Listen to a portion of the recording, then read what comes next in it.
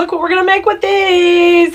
You know it's neutral and I'm in love. Look at all the texture. Get in here, we're gonna have some fun. Let's get started. So I've got 3 different size ribbons here we're gonna get started with, and I'm gonna start with the little polka dot in the background.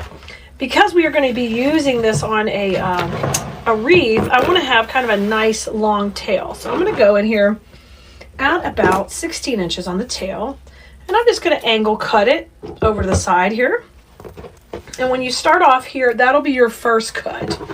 We're going to cut the tail first. Now I'm going to come with my hands to the center here because I measured out my 16 inches. And now I take my right hand forward and my left hand back.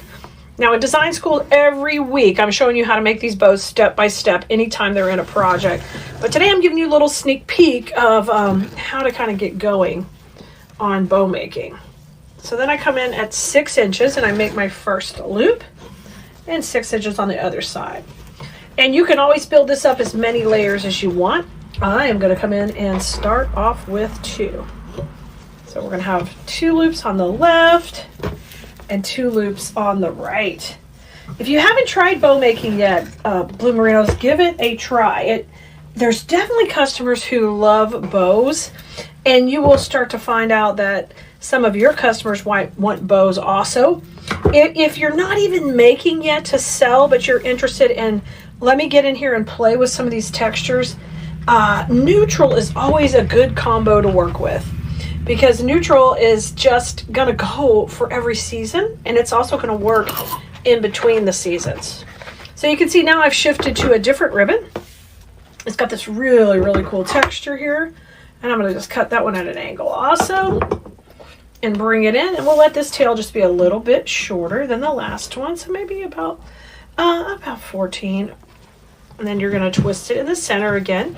So whenever you twist a ribbon, the reason you're doing that is because you're wanting to bring the inside with the back of the ribbon and kind of bring the outside back around. So I'm going to go in at 6 also here and twist. We're going to let this ribbon just sit up really pretty. I love all that texture. And over here at 6 also.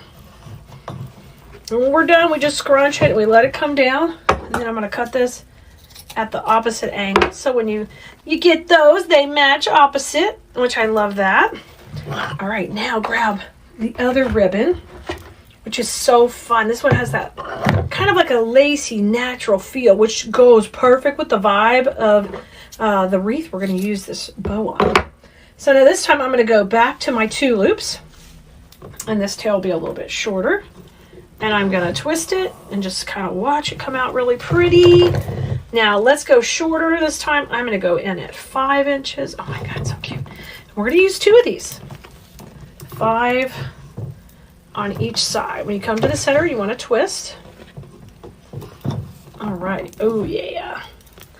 I love all the textures and the layers. It's just so pretty. All right, we'll bring this one back over. And then I'm just going to kind of finish out the middle here with a little bit of the polka dot. Bring it back to the center. And this is that little micro dot. And I am going to make a little shorty tail at about 10 inches here. And then we'll just make a nice little loop. So just make sure you decrease that size as you come to the center. And then it kind of brings your whole bow to shape. Look at that. Isn't that great? Now, we're getting ready to take this off our bow maker. So we're going to grab a cable tie. And we're going to use that right kind of coming beside here to run it beside the ribbon. Put a finger under and a finger on top. And you just pull that puppy up and add a little pressure. I'm going to move this right out of my way and start to fluff up my bow.